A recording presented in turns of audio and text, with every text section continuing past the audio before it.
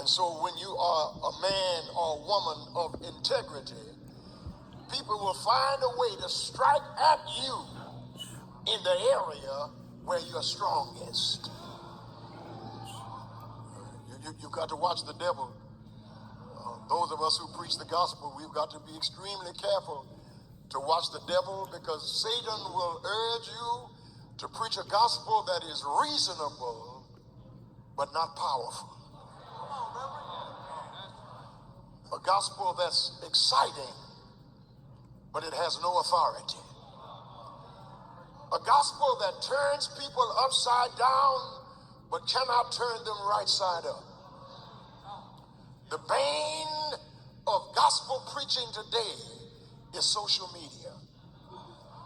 The curse and the blessing of gospel preaching today is social media, because many preachers preach for likes and popularity and how many hits they get on Facebook or YouTube, because they want to be popular, they want to be liked, they want to be applauded. I would far rather be powerful than popular, because popularity comes and goes. Let me see if I can make this make sense. There's a preaching that will make you clap, and then there's a preaching that'll make you cry.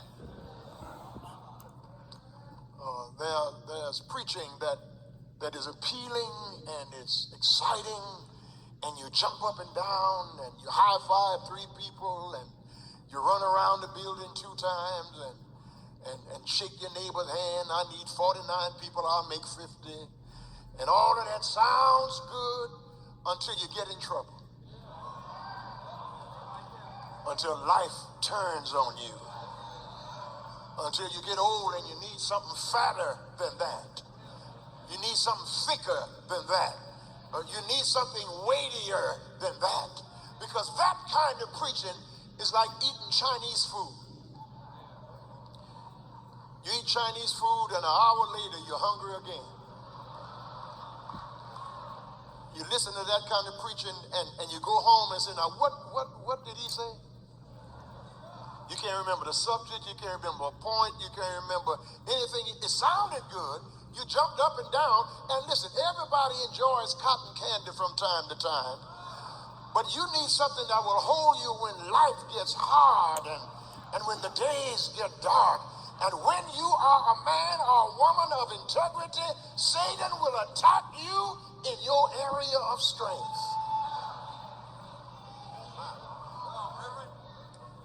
They couldn't attack Daniel with women. They couldn't attack Daniel with alcohol. They couldn't attack Daniel with a wild, riotous lifestyle. But they noticed something that he did 3 times a day. Every day. 3 times a day, he prayed. And they decided that the best way to trap Daniel is to trap him by his God. Can they trap you by your God? Can they trap me by my integrity when it comes to God?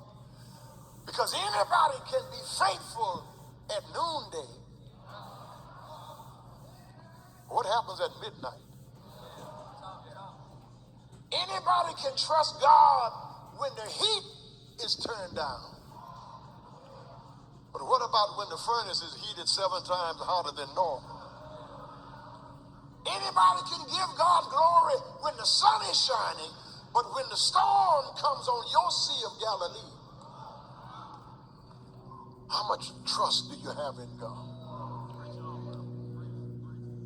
They say the only way we can get this Daniel out of our hair is to trap him with his prayer life. Because they noticed that Daniel went to his room and raised his window towards Jerusalem and publicly, loudly called on his God. Daniel shows us something about prayer in this text. He shows us, first of all, that prayer has a specific place. He went to his room. That's where he prayed. Now, your place to pray might be in your room, in your bedroom. It might be in your kitchen. It might be in your den. It might be in the car. It might be in your desk at the office. But always have somewhere you can go where there's no noise, where there's no distraction, where there's nobody bothering you, where there's no traffic, where there's no mess, where there's no stuff going on. You need a quiet place. Because there are some things that's just between you and God. Now, your public prayer is one thing, but your private prayer is between you and God. There are some things I ain't got no business praying about publicly because it ain't none of your business.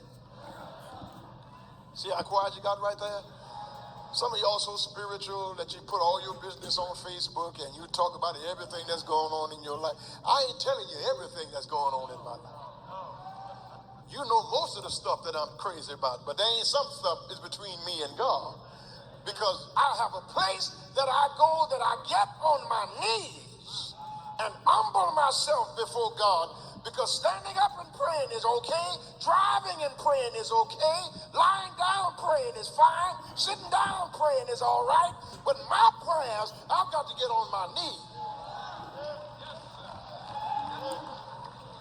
Not only do I have a place for prayer, but I have a posture for prayer. Getting on your knees is humiliating. Falling down on your knees, prostrating yourself on your knees is saying to God,